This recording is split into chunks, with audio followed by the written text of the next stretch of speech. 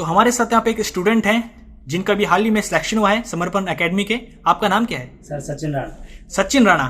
अरे कॉन्ग्रेचुलेशंस, आपका सिलेक्शन अभी हुआ है। और आपका किस चीज में सिलेक्शन हुआ है? सर ये बंदी रक्षक में था, उत्तराखंड बंदी रक्षक में, उसमें सिलेक्शन हुआ है, 3rd रैंक हासिल की। और इनकी 3rd रैंक इन्होंने हासिल की है। भाई इनका अभी न्यूज़पेपर पे नाम आया था, तो बहुत ही बड़ी बात है ये।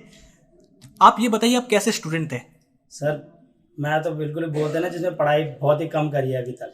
12th लेवल हो, ग्रेजुएशन लेवल, तो पढ़ाई बहुत ही कम थी मेरी। अच्छा। उसके बाद ही मैंने जो स्टार्ट करा है कि जब कुछ नहीं मिला तो पढ़ाई करो। सबको पता था प्राइवेट नौकरी करनी है, इतनी स्किल हम पे थी नहीं कि हम कुछ प्राइवेट सेक्टर में जाके भी ग्रोथ करें। तो लास्ट चांस था कि पढ़ाई करो, एक ही जगह स्टार्ट करो, 0 से स्टार्ट करा है। मतलब आपने 0 से स्टार्ट किया है? जी जी सर। मतलब जब आपकी ग्रेजुएशन हुई तब तक भी ज्यादा इतनी प्रिपरेशन थी नहीं? बिल्कुल भी नहीं। उस समय तो भर्ती का ही जुनून था सिर में। अच्छा। भर्ती में मेडिकल के कारण नहीं हो पा रहे थे। ओके। उसके बाद ही यहाँ से स्टार्ट करा है। अच्छा, तो आपने 0 से स्टार्ट किया और आज सिलेक्शन नहीं, आपका 3rd रैंक आई है, न्यूज़पेपर में नाम आया है। भाई इतनी बड़ी जर्नी कैसे देखते हो आप जर्नी को? कितना टाइम आपको लगा? सर मेरे को कम से कम 2-2.5 साल तो लग ही गया इसमें करने में। 2-2.5 साल होते रहे, लेकिन फाइनल नहीं हो पा रहा था कहीं, और अब जाके थोड़ा फाइनल हुआ है तो थोड़ी ज्यादा खुशी है। खुशी है ना? बहुत ज्यादा। ठीक है, बहुत बढ़िया। आपसे बहुत सारे स्टूडेंट अभी मोटिवेट होंगे। और ये बहुत बड़ी बात है भाई, कोई 0 से और 3rd रैंक जो ला रहा है, बहुत बड़ी बात है। अच्छा, स्टूडेंट के कुछ डाउट होते हैं, जैसे कि कितने मिनिमम कितना पढ़ना चाहिए किसी को भी एवरेज? सर मिनिमम तो ऐसा है कि आप कम से कम अपना जो टॉपिक आप रोज का डिसाइड करो कि हमें क्या क्या पढ़ना है, उसको आप फिक्स करो। टाइम का ज्यादा इशू नहीं होना चाहिए। अच्छा। और आप अगर टॉपिक करते हो, आप रोज का शेड्यूल बनाओ, मुझे आज ये टॉपिक पढ़ना है या मुझे आज ये सिलेबस कंप्लीट करना है। रोज का आप चार्ट बनाओ, उसको आप करते रहो।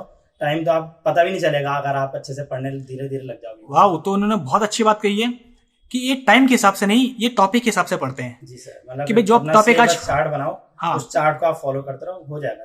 जो टॉपिक आज पढ़ना है उस पर फोकस करना है, चाहे टाइम कितना भी जाए। वो खुद ही आपका लगन लगने लग जाएगी, तो टाइम को पता भी नहीं चलेगा। अरे बहुत बढ़िया, यही तो होती है असली सच्ची लगन। स्टूडेंट को आप और क्या टिप देना चाहेंगे जो भी प्रिपरेशन कर रहे हैं और डिमोटिवेट फील करते हैं? जैसे कि आपने भी बहुत सारे एग्जाम दिए जिसपे आपका फाइनल सिलेक्शन रुक गया, तो अगर किसी के साथ ऐसा हो रहा है तो क्या क्या चीज उसको मोटिवेट करनी चाहिए? पहले तो मैं बोलना चाहूंगा, आप क्वालिटी पे ध्यान दें, क्वांटिटी पे नहीं देना। आप 1000 क्वेश्चन पढ़ रहे हो, 2000 क्वेश्चन पढ़ रहे हो, आपको याद नहीं हो रहे, तो इससे कोई फायदा नहीं है। आप 100 क्वेश्चन पढ़ो और उनको अच्छे से पढ़ लो, आप याद करो, उनको बेस पे आप जाओ, बेस से पूरा लेके चलो से, वो ज्यादा आपका फायदा देगा कि आप क्वांटिटी में मत जाओ, क्वालिटी क्वेश्चन पे पढ़ के जाओ। मतलब आप वही पढ़ो जो एग्जाम में आता है। जी सर। ऐसे नहीं कि सब कुछ पढ़ के फायदा ही नहीं होता, सब कुछ आता भी नहीं है। हाँ। एग्जामिनर क्या पूछना चाह रहा है आपको वो समझना पड़ेगा। आप क्वालिटी पे जाइए, क्वेश्चन क्वालिटी होती है जो एकदम होता है ना सिलेबस के अकॉर्डिंग, सिर्फ वो पढ़िए। बाल तो पढ़ के भी ज्यादा नुकसान है। बिल्कुल पिन पॉइंट पढ़िए। और इसमें टीचर का कितना रोल होता है? जब आप समर्पण में आए तो ये ज्वाइन करके आपको क्या क्या दिखा, क्या चेंज दिखे? टीचर तो एक होता है ना, आपको आप पढ़ रहे हो, मेहनत कर रहे हो, कितनी भी कर लो, हाँ। टीचर आपको गाइड करता है कि सही डायरेक्शन जो आपको देता है ना, वो टीचर ही देता है। अगर आप घर में स्टडी सेल्फ स्टडी करते हो अच्छी बात है, लेकिन एक होता है ना आपको टीचर सही दिशा देगा, आपको क्या पढ़ना है क्या नहीं पढ़ना। पेपर निकालने के लिए सबसे मेन जरूरी होता है कि क्या छोड़ना है। अरे बहुत क्या पढ़ना है तो सब बताएंगे, क्या छोड़ना है ये जरूरी है। बिल्कुल सही बात है, क्या चीज छोड़नी है वो बहुत इंपॉर्टेंट है, और किस चीज में फोकस करना है ये बहुत इंपॉर्टेंट है। ये सारी की सारी जो क्वालिटीज होती है वो टीचर बताते हैं, और एक्सपीरियंस टीचर उसके लिए होने चाहिए। आपको सारे एक्सपीरियंस टीचर मिले? जी सर। यहाँ मतलब आपको पंत सर है, हमारे जखमोला सर है। हाँ। और मेन होता है कि ये सर ने क्या करा था, अपनी पढ़ाई सिलेबस कंप्लीट करके जो मॉक टेस्ट होता है, हाँ, मॉक टेस्ट का आपके सक्सेस में बहुत ज्यादा हाथ होता है। आप जितने ज्यादा मॉक टेस्ट देंगे उतना आपके फायदा होता है। मॉक टेस्ट आपने कब से देना स्टार्ट किया? सर मैंने तो मॉक टेस्ट लगभग 2 महीने पहले। अच्छा। 2 महीने पहले से मैं मॉक टेस्ट धीरे धीरे देने लग गया था, और उससे हमारे क्या होता है, टाइमिंग पर थोड़ी सुधार हो जाती है। कभी होता है हम रीजनिंग नहीं कर पा रहे टाइम पे, हम बोलते हैं इतने क्वेश्चन छूट गए हमारे पेपर में। अच्छा। तो वो जो आपकी टाइमिंग होती है मॉक टेस्ट से ही आपकी टाइमिंग बनने लग जाती है, और उससे अच्छे पेपर में कोई क्वेश्चन छूटता नहीं है, और वहां से आपकी थोड़ी प्रिपरेशन ज्यादा अच्छी हो जाती है। बहुत बढ़िया, आपने बहुत सारी चीजें बच्चों को बताई जो उनको हमेशा याद रहेगी, उनके बहुत फायदे में होगी।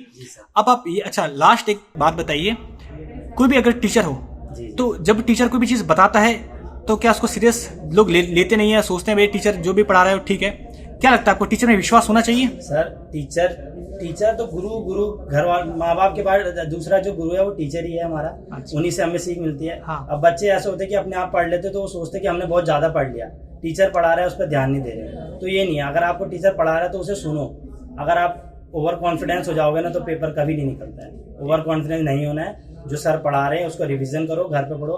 कोचिंग का अगर आप सिर्फ कोचिंग का भी घर में रिवीजन कर लोगे ना तो 50% मार्क्स आपके वहीं से पेपर में बन जाते हैं। 50 से अगर 70 लाना है तो उसके लिए आपको थोड़ी सेल्फ स्टडी करनी पड़ेगी। टीचर तो 50% तो सर आपको आराम से दिलाएंगे। तो टीचर में भरोसा बहुत इंपॉर्टेंट है। जी सर। टीचर ऑफलाइन कितना इंपॉर्टेंट है सर? ऑफलाइन बहुत, अगर 50% अगर आपको टीचर पढ़ा रहा है, आप उसको अच्छे से कंप्लीट कर ले तो 50 से 60 लाने पे ना, ये आपको अपनी मेहनत एक्स्ट्रा करनी पड़ेगी।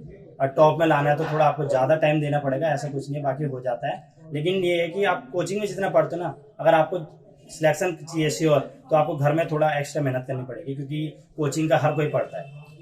और जो भी समर्पण में अभी आना चाह रहे हैं या जिनको भी पता चलता है, तो उनको आप क्या देना चाहोगे कि भाई सही है? देखिए, समर्पण एकेडमी बहुत अच्छी है, इसमें आपको आइए। टीचर बहुत एक्सपीरियंस वाले टीचर है। आपके मैथ के सर है, हिंदी में पंत सर है, जखमूला सर है, ये बहुत अच्छे सर है, एक्सपीरियंस है इनको बहुत काफ़ी टाइम से।